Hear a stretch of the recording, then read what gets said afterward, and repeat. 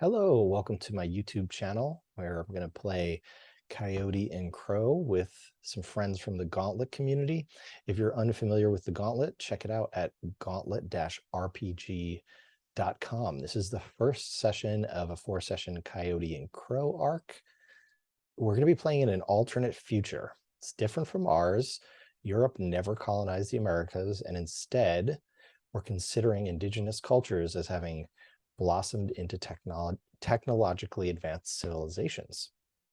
This all largely was due to around the year 1400 AD, a monumental climate event occurring. At the beginning, everybody thought it was a great evil. A darkness was so powerful that it had forced the Great Spirit to flee. But as science progressed, it became understood that something like a massive meteor had struck the world, bringing both radiation and rare elements, as well as exotic matter previously unknown to our planet, into our world. So what happened was the Earth was plunged into a severe climate change for hundreds of years. No one really knows for sure how it affected the rest of the world. We're focused on what we call North and South America, and is called in the game Makasing. They were not let off easily. They faced a growing northern ice shelf, extended winters, violent oceans, huge changes in animal and plant populations, starvation, and war. It was called the Awis, and you could basically consider it a resetting of the calendar to year 0. We're in year 710. That's what we're going to be playing in. And along with this climate change event was a huge purple streak across the sky. It took about 400 years for that to manifest on Earth, but it brought a strange mark onto plants, animals, and people. And the purple mark was called the Adenadi. People saw it as a source of inspiration at first until they realized they could use it for powers. When they were able to extract the tissue from plants, animals, and possibly people, and then provide it to adolescent humans at a crucial point in their development, resulting in about 10 to 15% of them manifesting special abilities that were associated with what was usually the animal that was generating the Adenadi tissue that was consumed. Eventually, the weather improved, the seas calmed, the ice shelf slowly began to melt, and new technologies and trade brought a huge upswing in the standard living for everyone. So the idea is, the main theme is legend meets science. And with that, we are going to pause and talk a little bit more about character creation. We are still talking through some of the lore from Coyote and Crow, and I'm going to share my screen, which shows the map of Makasing.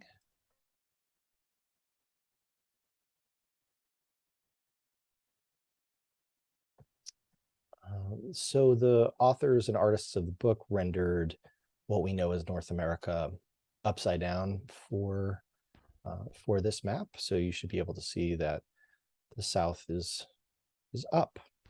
What we're looking at the bottom is the permanent ice zone that happened as a result of the Awis. We also have the 5 nations. We're focused in Cahokia, which is part of the Freelands, which technically I believe are not supposed to have an actual governing body, but I don't recall off the top of my head exactly how they're governed as a result of that. But it's a little more freeform. Then you have in the Northeast, the Haudenosaunee. Some of these names may resemble, some of these names do resemble tribes that exist today, but the way to think of it is that, especially for non-native players, the assertion from the authors is that there should be no assumption that there is a resemblance to the tribes that exist that we know today, even if they share the names. They went through almost 1,000 years of change, and there was starvation, and that was a pretty clear assertion that they made. So there's a capital city for each of these highlighted in red. We've got the Kitagawa Republic in the southeast, the Dine Republic in the southwest, and the Tishwak Alliance in the northwest. Of these, the ones I recall the most based on my reading is that the Tishwak Alliance has effectively a monarchy, a hereditary monarchy, and they were affected the least by the Awis, so they have a really superior technical capability. The mentions of the Dine Republic that I heard were, and I can jump back into the book and pull some of the passages out, but they are alongside the border of the Ezcan Empire, and the Ezcan Empire had a war with the Five Nations. So the Dine Republic is slightly militarized, but not as much as you might expect. I believe the Kitagawa Republic has the unfortunate reputation of having indentured servitude for longer than any of the other nations. So they're trying to still remove that stigma. And the only thing I remember about the Haudenosaunee, I actually don't remember enough to even try to articulate it, but we'll pull those items out as we play and as we focus on them. Our main focus is on the freelands, and you can see that Cahokia is located on what we know today as the Mississippi River, which here is called the Mississippi, and the other river, which I believe may be Missouri River, but I'm slightly ignorant about that. I do see what looks like the word Ohio here. Pulling up the Coyote and Crow Cahokia map, you can see the convergence of the two rivers here. There is a region called Cheesy, and I apologize if I am mispronouncing that. There is another one called Nabanamo, Wijiwanka, Nahikungi, and Matawi, and then Papanshin. And this area also north is now located to the right. So this western area is mostly an agricultural area. Cheesy, I believe there is a lot of business here, and markets. And then in the rest of the areas, there is a lot of housing. So this southern area over here, Matawi, this is where the center of government is. This area 40 right here is a plaza that was built on top of an ancient headquarters. So it is it's an important historical site, and I believe 29 is where the actual headquarters, the Council of 12, is. So that's what even though there isn't necessarily a governing body, of course, there is some government. So the Council of 12 has a lot of influence, and I believe that, for example, the police ultimately report to them. This area, Mapaki Mininan, is where the children's school district is, and all of the families from all these different regions compete to see who can basically send the brightest and the best kids to these same schools. I believe here near Wijiwanka, this is where there are a large set of healers and hospitals. And then around Cheesy, there is a floating marketplace somewhere around here. There are restaurants and nightclubs. There's a lot of preference for home cooking. And there is like one home cooking restaurant here and one fine dining restaurant here. And there's a boatyard and a garden. And, of course, we'll dive into any of that in terms of play, but Cahokia is a population of 2 million. It's the biggest city in Makasing. And as I mentioned, I think we might have been paused when I mentioned it. Most of the buildings and structures you can see here, these little rectangles or dots, depending on your perspective, these are mound buildings, and they are built to survive the cold winters, and there are tunnels underneath some of them, and most of the building structure is underground. And the headquarters, the biggest headquarters of the government, which is around this number 29, is something like 100 feet tall and of a mound. And again, most of that is actually underground. I am going to pause this again because we are going to talk a little bit more about character creation and then take a break. I can find the pause button.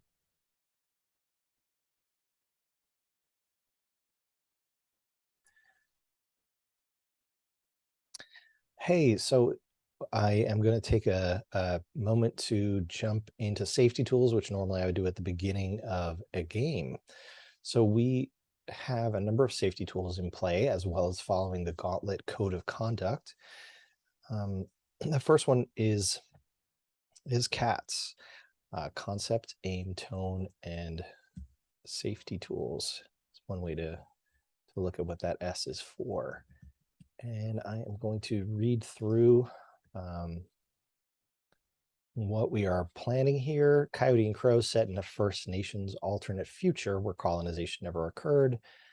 We're going to play as adventurers starting out in the city of Cahokia, a bustling, diverse metropolis along the Mississippi River. And created by an all-native team, this is a world where players from all backgrounds can find excitement, adventure, and something new in the world of role-playing. I think as a group, we are still discussing. We're having a good discussion offline about where we want to take this. So some of that, I think we are figuring out together in terms of the aim. And we will clarify that as we create our characters. Tone, we are going to look for some seriousness, some humor. In Coyote and Crow, there is the potential for monsters and spirits. There's potential for advanced technology to all feed into that as well. The actual safety tools beyond CATS that we have are a version of Lines and Veils that was adapted from Apocalypse Keys. It has green, yellow, and yellow and red are veils and lines respectively. The idea green is to encourage us to talk about what themes, stories, and ideas we're excited to explore in this game. And this is in the Safety Tools tab of the Google Sheets Character Keeper that we are using. The themes and stories and ideas we're excited to explore are interesting tech, the spirit world, differences between the 5 nations, mystery and wonder, story gaming, alternate timeline kind of stuff like what if, and human spirit versus the machine world.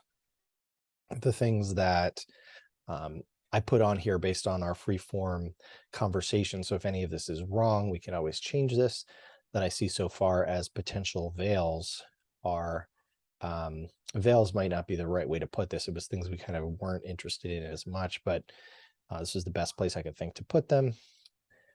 Corruption, abusive power, horror, crunchy combat, and too much rules mechanics. The Lines and Veils checklist has a number of things on it. If that would be helpful to pull that up and copy and paste any of that over here, we definitely could do that.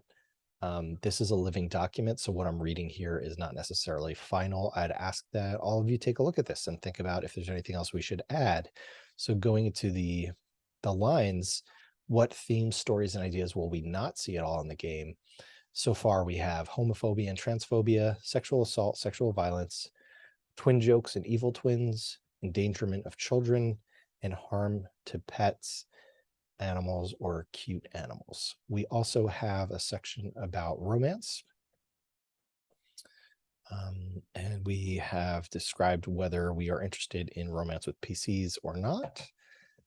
And we circulated a message in advance that was pulled out of the different sections in the book that describe expectations and suggestions for Native American players and for non-Native American players. So I'm just going to call out a couple of things, basically avoid assigning your character the heritage of a real world tribe or First Nation.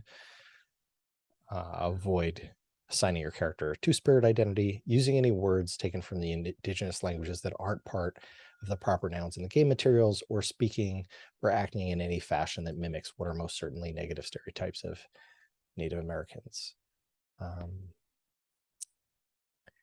Beyond that, there's guidance, as I think I just mentioned, do not assign your character to a real world tribe if you're non-Native. Don't really look at belief and faith in Coyote and Crow the same way ancient Romans believed in gods like Jupiter or Mars, or modern Christians view Jesus. Instead, do some reading on animism, dualism versus materialism, and spiritualism. There is a suggestion of where to generate your names from, and an encouragement, instead of thinking about adornments, encourage you to take ideas from modern sci-fi and cyberpunk genres and how these items might be incorporated, given that this is in the future of where we are today. That I'm scrolling through. Those are all of the suggestions. The final rule: bigots and racists are not allowed to play Coyote and Crow. So that was an additional layer of that I'm adding to the safety tools that everybody read and was emphatically agreeing with. So we May I mentioned ask a question? a couple of safety tools. Yes, go ahead, Stephen, please. You mentioned two spirit or something like that. Yeah. Can you describe what that is, just so I don't stumble into it or something? Yeah, no worries. I'm just going to read from lgbtqhealth.ca, two-spirit community. Two-spirit refers to a person who identifies as having both a masculine and a feminine spirit, and is used by some indigenous people to describe their sexual, gender, and or spiritual identity. And there's more information there. The history of that dates back to 1990 at the third annual Intertribal Native American First Nations Gay and Lesbian American Conference. So if you're Fantastic. Thank interested you. in it, no problem. There's two more safety tools that I should mention. One of them is the X card, which we all use. If anybody feels at any time the need to say that, something just isn't the way that they think we should be playing in the game, something they're not comfortable with, they don't have to explain. They can just say X card with their hands up, put something in the chat. However, we might miss it in the chat, so better to be a little explicit. The person who is saying X card doesn't have to explain what they're saying. The person who said the content that's being X carded doesn't have to say anything. It's really a moment of just moving on and rewriting. Some people call it script change, and there's another safety tool called script change, which I'd be happy for us to use, but I think the concepts are similar enough. We're just going to go back and redo what we were doing. No judgment, and just move on. If we need a moment after that, we're also welcome to say, hey, you know what, let's take a moment, and just reset before we begin back with the conversation. There's one other as well, and I really want to emphasize this. As much as I would love to play with all of you, especially given that this is a new system to many of us, it's trad, not to give anybody reasons to think of taking the open door, but I just really want to emphasize that I really appreciate everybody being here, and we've had some good conversations so far about what our expectations are. At any point, if anybody says, look, this really isn't what I was expecting, for any reason, if somebody has to turn and go take care of a family member, if somebody, his internet goes down, I'll say that the only expectation you should have for me is if I disappear for 10 minutes, after that, it's like being in school, class is over, like I'm gone. I don't expect to be leaving. I do have some family members here, and there's always something chance something could happen, the internet could go down. If you do feel the need to go, I'd appreciate it if you let me know whether you're coming back or not. But I completely understand. And if you dip out and you disappear from the Zoom, we are totally capable of continuing and or deciding whether to continue without you. Your safety and your comfort is the most important thing, and that includes having you having the ability and me having the ability to say, this isn't what we expected. Look forward to playing with you another time. So with that, I am going to pause again while we go back to character creation. We're back having created our characters. And again, I'm Chris. My pronouns are he, him. We're going to go in character keeper order, starting with Rod, who's playing Ahote. And if I'm mispronouncing that, let me know. And please tell us about your character, their name, and their pronouns. Yeah, hi, I'm Rod, he, him, and I'm playing, I pronounce it the same way, Hote. I would not know if that's correct or not, but Hote, he, him. Um, I'm going to change that background text, but what I'm envisioning is he's a healer, but I'm leaning a little more towards the magical side of this setting, and I think he's cursed to help other people with curses, um, trying to break their curses if it's possible. Um, I think he's a young person, but he has an old soul, and I think this was brought about by him turning his back on someone, and then he was cursed to help people, um, and he's taken on that role grudgingly. Um, as an ability, I took read the earth, which is to gain insights with wisdom and endurance check. Still fiddling with things a bit. As burdens, I took that he is not very computer savvy. He's taking a minus to that, and as a blessing, he has true faith. Appropriate spirit-based checks have -1 in the success number. Um, do I need to say anything else at this No, point? that seems good. So the way that the success numbers work, if it's okay with you, I'm just going to modify it. Sure. Right, you add one. I've got to do the I'm going to do this little override thing in Google Sheets. You add one to the success number when it's a burden, and you subtract one. I think you did it for the gift. Okay. You subtract one when it's a gift. Okay. So Cool. looks like you have a +1 success number for computer related roles. Right. Okay. He really does have it's got like a kind of goth feeling, grudgingly removing curses from people. Let's go to the next person on the character keeper.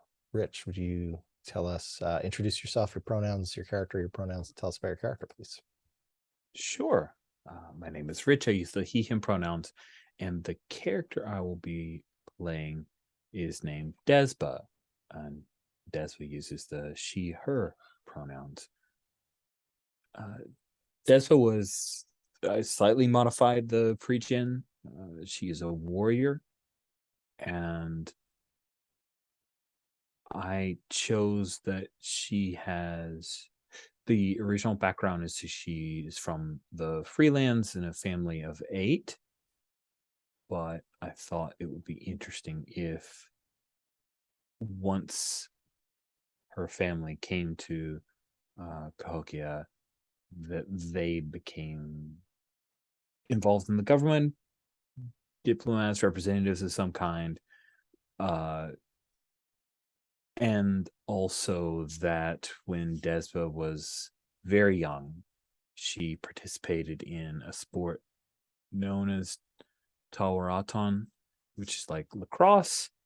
And based on the information, 4 times a year, there are major competitions when large teams form to playing highly ritualized events that are taken very seriously and bet on heavily. And she just had that moment where she just played one of the best games of her life at a, like, I'm imagining preteen age, and gained this notoriety. But that was over 10 years ago. She quit the sport after a few too many injuries and some frustrations, but still there are people who might recognize her, or if they see her name, they might go, "Wait, Desba." Uh, um, so you know, it's a gift. Also, and I didn't check in with anyone, but I took the burden of addiction. So is anyone? I didn't see anything safety tool related against that. So I'm imagining that there may have been a painkiller that she took from some of her injuries, and she's just continued to take it. It's a 1 point addiction, so it does impact her life. Among the abilities, she is a Path of the Bison, which was part of the pregen, and she has an ability called Wolverine's Resolve, where she can regenerate soul during an encounter. So she's very good with her melee weapon, and also still rather athletic. I kind of thought that Tauraton and the war club that she has is kind of cool that the two pretty similar. Awesome. Yeah. Yeah, I love that. She's got that flavor of it. It's like notoriety.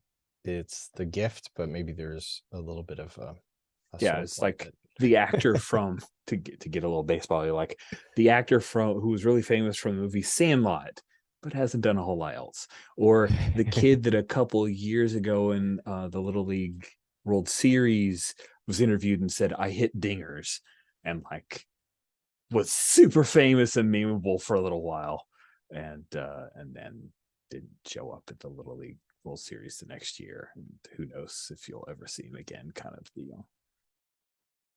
And the ability, just to be clear for all of you, because not all of us have been able to read the entire book by any means, and we don't all have access to it. Regenerate soul during an encounter. Soul can be used. There's a mechanic when you're taking damage called fortitude, where instead of taking body damage, you can take soul damage instead. So, you know, you could, if you were min-maxing it, I guess you could really game it and take soul damage and then use your ability. Of course, abilities have a cost. So abilities, this one costs a point of mind. So at some point you're going to run out of mind. And then there's also the other mechanic for using this kind of hit point stat, which isn't related to this one in particular, but just to call out now. So when we get to it later, maybe people will remember it, is that when you're rolling your D12s, if you spend a point of mind, you can raise a die that is not a failure by one value. You can spend 2 points of mind to raise that die by 2 values, or raise 2 dice. So mind and soul can be used for various ways of mitigating and improving successes, and fixing it up so that you're not just taking straight up body damage all the time. That's awesome, Rich. So let's go to Steven. Can you introduce yourself, your pronouns, your character, their pronouns, and tell us about your character, please? Sure thing. My name is Steven. My pronouns are he, him. Today I'm playing Shaka, whose pronouns are also he, him. Shaka is a trail defender scout on the Path of the Fox. And he's pretty young, but has an old soul, and is pretty mature for his age. And Shaka has the abilities. He's kind of like a trail path keeper. He has skills in folklore and survival and stealth. He has the quirks of having an extra initiative score, so he's fast, to get started with things, and an animal connection where his animal social interactions are increased by 2. He can convey basic intentions more easily. His curse or his burdens is a curse of unnatural luck. So if I roll 4 or more of the same number besides 1s or 12s, then some kind of story event occurs. And he has nightmares and regains 2 less spirit when sleeping during a long rest, a minimum of 0. His ability is Chameleon Shine, so he has increased stealth with a spirit check. So I roll 2x my spirit, and I can just hide better out in nature. So I imagine Shaka is a trailblazer, explorer, searching things out, trying to find the best path and the easiest way to go places, and doing so unnoticed. Awesome. I do have a question about one of these Yeah. abilities. The nightmare says it regains 2 less spirit. Do you spend spirit? Yeah, that's funny. I'm really wondering if that's a typo. I have I'm a feeling gonna say, why don't we just change that to soul? it's got to be soul. Yeah, Yeah. it's got to be Perfect. soul. Yeah, spirit is a stat, and you don't really take stat damage too frequently. Well spotted. So that's awesome, Stephen. I think now we're at the point where we were going to think about bonds, and that will also help us get a sense of how this party knows each other. Are we sticking with any of the backgrounds that were there? For those of you who didn't directly address it, specifically, I would also keep in mind, though I may have missed it, do you have a sense of like what do your characters do day to day? Like if you had to give them a job title, so as we go around, I would encourage us to think about that, and possibly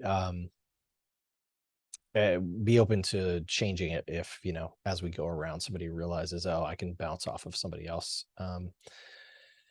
So I put together a few questions. Bonds are not addressed in the book, but I pulled them out of I think out of backstory cards and other adventures that I've either listened to on podcasts or I've been part of. So why don't we go around, and if you want to pull down the menu and take a look at these questions, this may be slightly, they're at line 117. This may be slightly circular in that we are still figuring out exactly how we're all related to each other. So I think the real question is, why don't we try to just answer some of these questions first, and see if in doing that we can get a better sense of how we all know each other. So if we start with, and if that doesn't work, we'll just take a huge step back and say, okay, how do you guys all know each other before we jump into these bonds? Does that sound okay to you, Rod? Giving that a shot, or do you think we need a little more context before we can talk about bonds? No, that's fine, but maybe I'll go second. Or can we go? I don't know if I want We'll to come go back first. to you. Yeah, thank you. We'll see if anybody steps up to go first. Everybody's welcome to say they'll go next. Rich, any thoughts about how you might be related to, how Desmond might be related to Shaka, for example?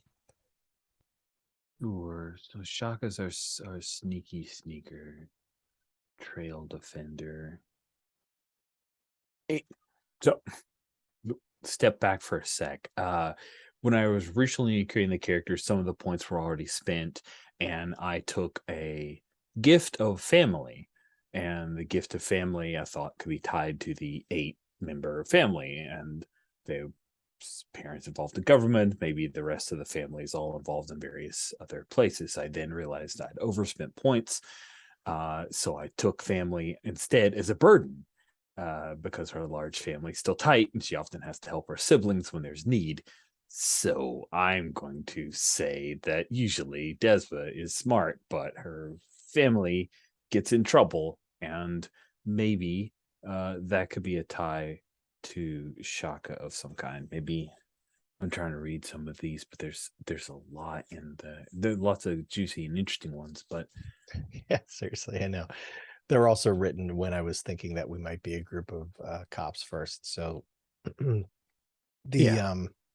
the the thing to keep in mind is, sorry, no, I was going to say I like your idea of family. I think that's, if you're all open to that, suggesting that you're all family members.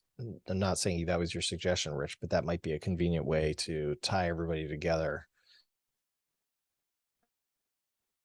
Could be. Could be.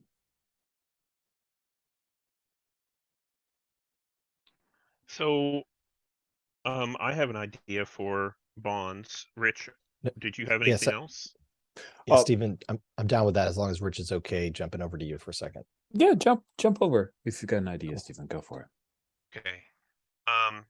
So this is kind of what I had in mind. Two of my choices on the pull downs were, um, someone had a chance to help me out of a jam. Did they help you, and what did it cost them? And I think that would be great for Desba. Um, what kind of jam do you think this was in? Maybe I got in over my head out in the wilderness, and you had to, like, there was an animal that was too big, or maybe there were some people who were um I aggressive towards me. I think people aggressive towards you fits a little better.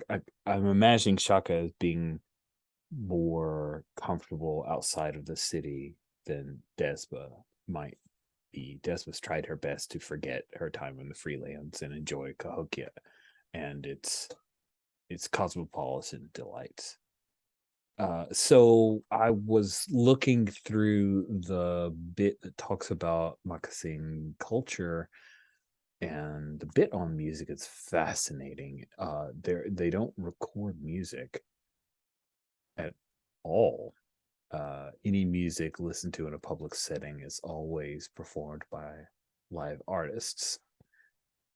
So I think it would be interesting if Despa, like what she does to earn money, and this is leading towards your answer, sorry, Steven, uh, is she's like a bouncer at a music club that plays synthesized electronic style music, even some wind instruments, which is practically unheard of. But they lean into that, and maybe there was some trouble there, and I had your back. Yeah, perfect. Somebody was trying to get out of paying you for a job, uh, and decided that they would just beat you up or hurt someone that you knew. Does that jive with where you were thinking, or Yeah, that's perfect. So you okay? helped me out of a jam with some aggressive thugs at a music club. Yeah, Um, and uh, what did it cost you? I'm working at a different music club now. Ah, Yeah, because I broke that guy's arm, and he decided to speak to a manager. so it cost you your job, and now you're working Yeah, in a new place, and I yeah, kind of owe you for that. Great. yes. I will remind you of that often because it was a much nicer club. And was that the first time that you met? Yeah, unless you know one of my siblings. I think everybody knows your siblings, right? Well, It's it's true. just, They're all which one is pretty. which, and yeah. Yeah. All right. So I think I knew Shaka. I knew of Shaka. Maybe I didn't know Shaka, and I stepped in to help out. He was in a bit of a jam, and I think, yeah, I think we'll look. Maybe maybe I can reciprocate a little. Maybe you did a thing like a pathfinding thing. I was kind of imagining before you stepped in, and I do love that. Is that at some point one of my siblings need to get out of town for a period of time, and you being a pathfinder might be a good. Yeah. Or sneaky. I mean, if you want to, we can just write that in. And I'm sneaky. I might know of a place where they could stay that no one else knows about. Cool. So I'll go with Shaka knows something shady that you've done. What do they know? What do they think of it? So Shaka helped, and I'll just go. There are a bunch of cool names in here. I think I will go with Namid. Helped Namid.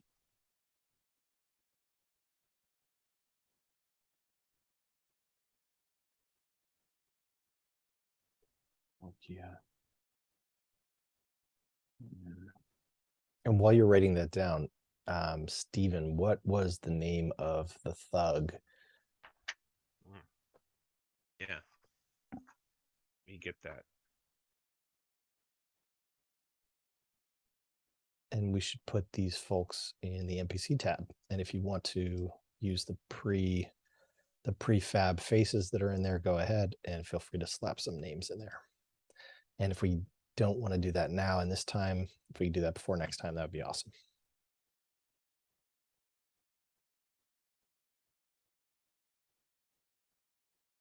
So, no, So go, the go name of ahead. the thug is Kataku, and I'm putting them in the NPC tab.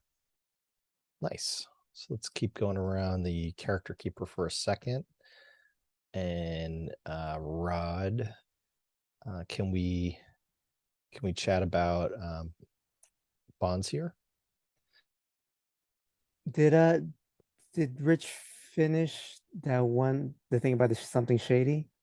Oh, well, there is a bit the question, what do they know? What do they think about it? So what does Shaka think about having to have helped Namid get out of Kokia for pissing off the wrong person?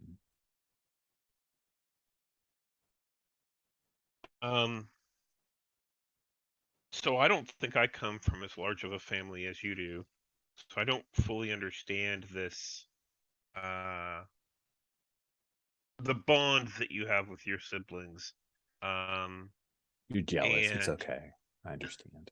and the costs associated with that. So it's sort of like, and I think that Namid probably said some not flattering things about you, like siblings do, but you had their back, right? So I'm still confused, is how I feel about it. Yeah. Interesting. How do you feel about the shady thing that happened, the dangerous stuff that was happening to Namid? Can you define the pronoun? Okay. You were still talking to Shaka. Sorry. I think that the shady stuff concerns me, and I don't want to know anything about it. I want to stay out of that part of it.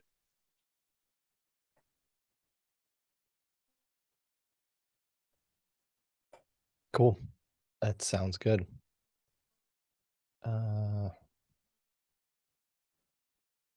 All right, I think we wrap that one up. Rod, do you have a question and a person in mind that you were thinking about connecting to? Yeah, I think I had a question. Well, while at some place, myself and another PC discovered a strange artifact. What's the one thing you two have been able to discern about it? So I'm thinking while Shaka was out in the wilderness, he found something. Gosh, what would be maybe like a strange plant? Oh, strange plant or strange animal? I'm trying to think which is better. Let's say plant. Right, all right.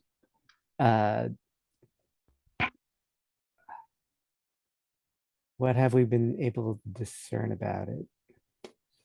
How about if it's connected to that purple streak in the sky? Sure. I forget what that's called, Chris. Yeah, the Adenati. The Adnati. The Awis was the original phenomenon. The Adenati is the result of that. That gives everybody the power. So in theory, many plants, animals, and people had the matter from the purple streak in the sky touch them and put markings on them. So It, as a result of it touching a plant, there could have been an unusual, mutation of that plant, sort of thing. Like this is an unknown thing that we hadn't seen before. is there is the purple streak still in the sky, or has it now It's gone. Yeah, that was like gone? 700 years ago.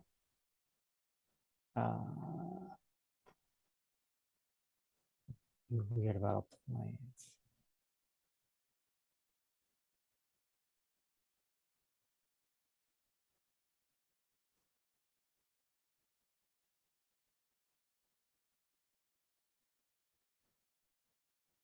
I think it's pollen has some strange effect.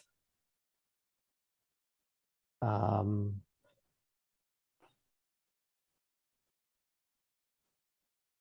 maybe it makes you like relive a memory as if you were back in that time, like very vivid memory recall. Very Sure. good.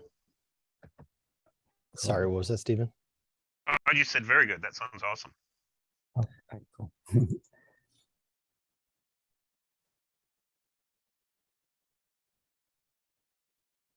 Okay, let's circle back around to Rich. Do you have a second question in mind?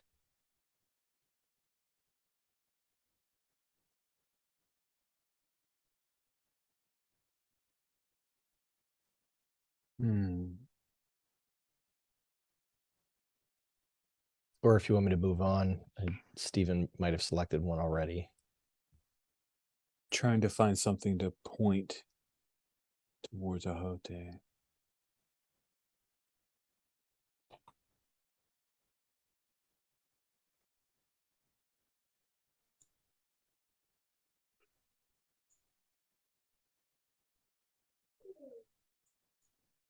And Rich, if I can just clarify again. Okay, a bouncer. That's right. Yep. Yeah, is there a place to put that?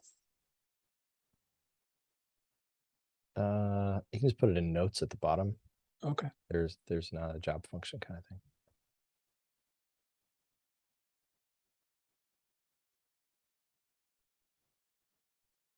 Or you could put it in other identifiers or background at the top as well.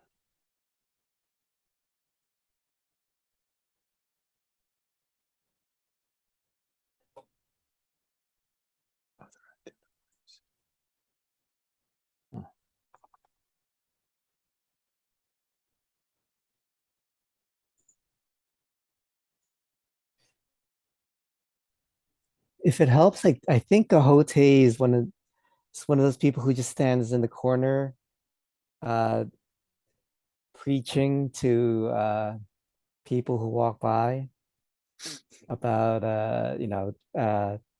telling them to help each other. Fairly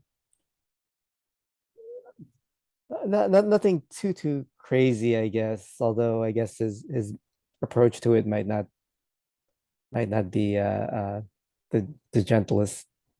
Um, so kind of like a street preacher, uh, kind of character is what I'm thinking right now. If that helps.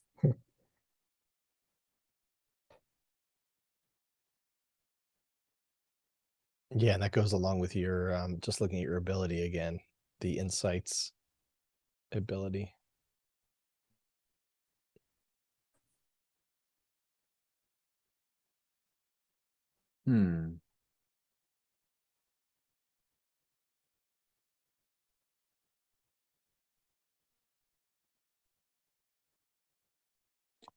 Okay. How about this? Ahote was nearby the club, and after several days of Desba walking back, she eventually started slowing her travel as she would go past Ahote to hear more and more snatches of his words, and then at some point she stopped. Ended up late for work, but perhaps Hote revealed a secret about Desba. And now she's not a true believer because that can get you in trouble, but with certain kinds of folks.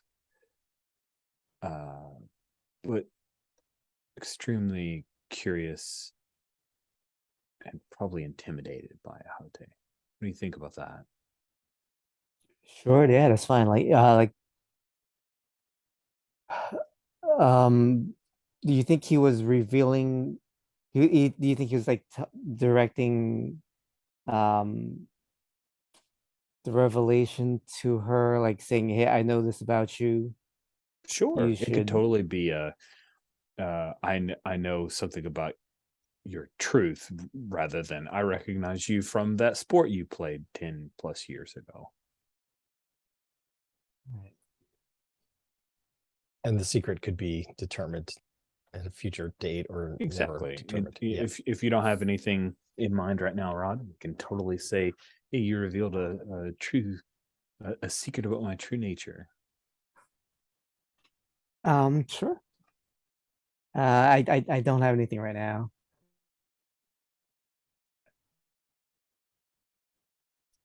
Do you how do you feel about knowing the secret about this person, about Desba? Oh, I don't think I even knew it was much of a secret. I think it was just like, this is something true, and I'm just reminding you of it. Because I assumed you knew already, but had maybe ignored it.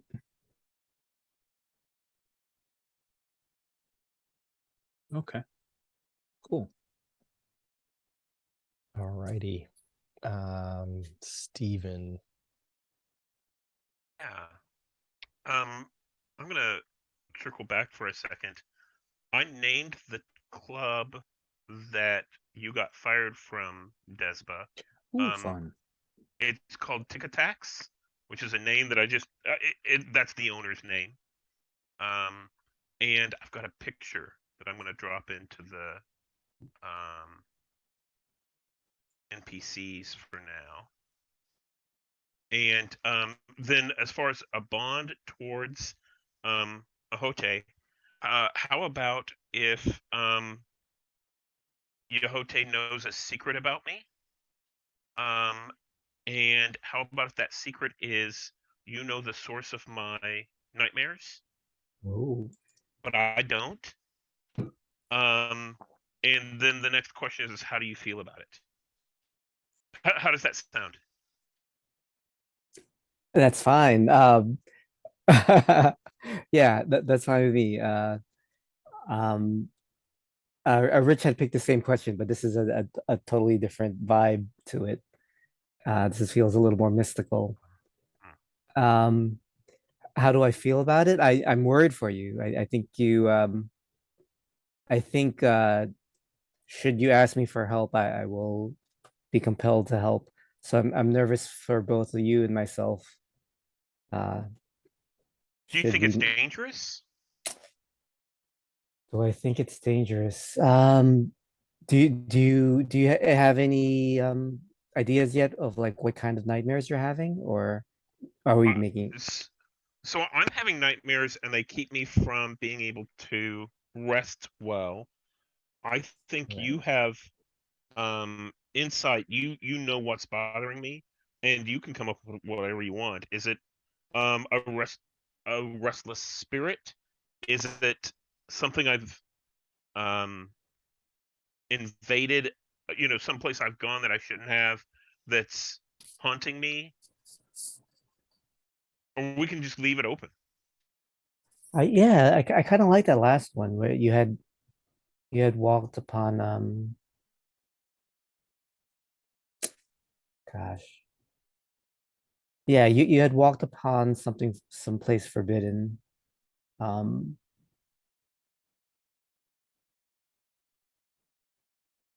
yeah, I'm wondering, do we want?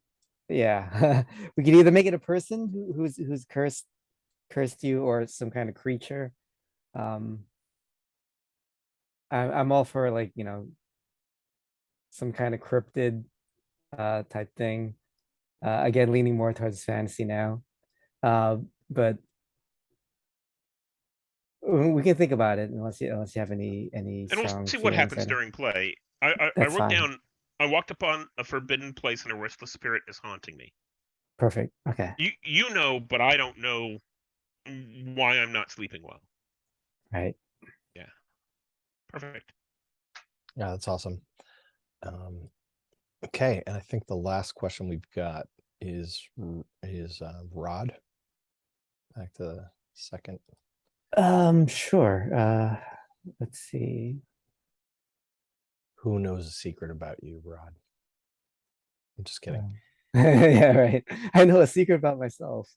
No. Let's see. Um,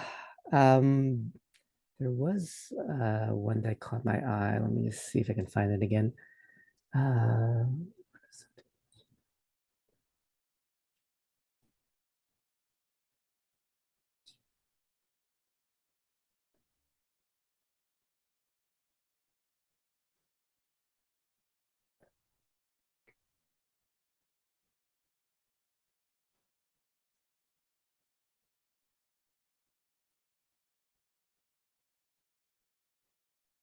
What what does hmm,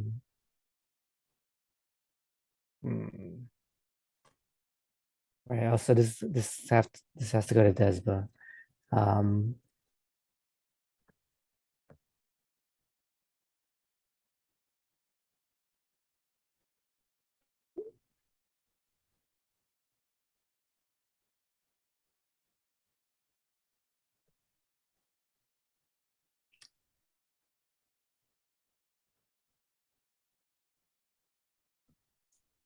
Desba had a chance to help me during some event. What awesome thing did they do to surprise me?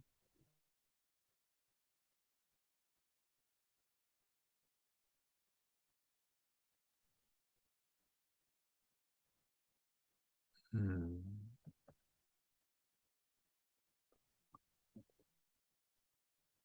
So now we need to figure out what kind of events. If you there could be events like any just kind of random event that's not contextually related to Coyote and Crow. But there are 4 festivals that at least I have a sense of. One is the end of the year, which is a somber time for prayer during the winter solstice. So, it could even be related to cold and, being out in the elements and living in the rough or something. I don't know if you're homeless specifically. There's also another one during the spring equinox where people make ostentatious displays towards each other to display suitability as a partner. It could be that you were getting made fun of on the street, or, you know, kind of pushed to the side by people partying on the street. And then there is the fire festival, which is trying to appease animals and spirits. The idea is that the Great Spirit fled and left everyone to their fend for themselves, but there are people who costume themselves as animals or spirits in order to try to appease those spirits. And then there is another one, Great Spirits Day, where you pray for the return of the Great Spirit and you thank your mothers for carrying on during dark times. Just to give those as backdrops in case any of those are interesting. I tend to keep thinking of you as a possible victim of some kind of bullying or negligence by a crowd, but that's one idea. or you're possibly praying because you have the true, you have like a true faith type of, so it could be that you were praying and that there were some youngsters who weren't taking anything seriously, and Desba gave you some space to continue to do that. But anyway, I don't want to jump in too much.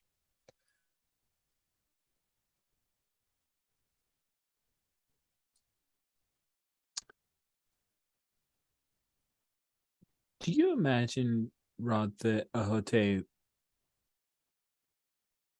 would be the kind of person so dedicated to this street preaching that he wouldn't take care of his physical self? Yes. I think yeah, I think that's possible, especially if it's gonna be like one of those religious festivals that were mentioned. Um I could see him going getting obsessed or yeah, just losing track of the real world and What uh mhm. what if what if during a particular cold period of the year, 'cause there's something, Chris, you'd said about the seasons. What if in a particularly cold part of the year, Despa brought Ahotea a coat, just gave it to him, made sure that he was physically taken care of, didn't freeze, maybe brought him bits of food that one bad winter. That sounds good. Could we make it a like a kind of a like a blanket instead of a coat? Yeah, totally. Okay, cool. Awesome. We are at just past 11 o'clock my time. Conscious and respectful of all of your time. This has been a really helpful session 0 for me in particular, to think about, given that we wanted to take a step back and think about really what kind of setting and relationship we all have together. I think this is enough for, I have a good enough sense now that I think we can get started and jump into the action next week. We did, frankly, a lot of the wishes type exercise beforehand. I am still open. I know we're over, so if anybody has to jump right now, please do it. I'm still open just in case anything got prompted as a result of this conversation, to do a real quick wishes to see if there's anything that we haven't talked about that as a result of this conversation you now realize you want. So I'll real quickly just go starting with Rich. Anything you can think of that you want to see next session or focus on that we haven't talked about already, or have we done that? I feel like we talked about, I've put all my wishes out there, and you guys have been very understanding, so I'm good to go. Awesome. Steven? I'm very excited, to be honest. During character creation, I really like the characters that Rich and Rod came up with, and I want to see more about them, like about Desma's family and about Ahote's interaction with. Uh, I'm going to call it the weird. I want to see more from them. So that's the only wish that I have, which is very generic, and I'm sure it'll happen. Okay. Rich and Rod, any thoughts about that? You feel comfortable with? Thanks. Yeah. Cool. Rod, any wishes that you haven't gotten to express yet? I'm curious to see what is gonna bring us together and unite us for this adventure. So not really a wish, but a curiosity. Sweet. Thank you all for all of your time and going over a little bit and bearing with the long trad system. I'm looking forward to this and coming back to this with renewed energy in 1 week. I will see you all in a week. Have a great night. Bye.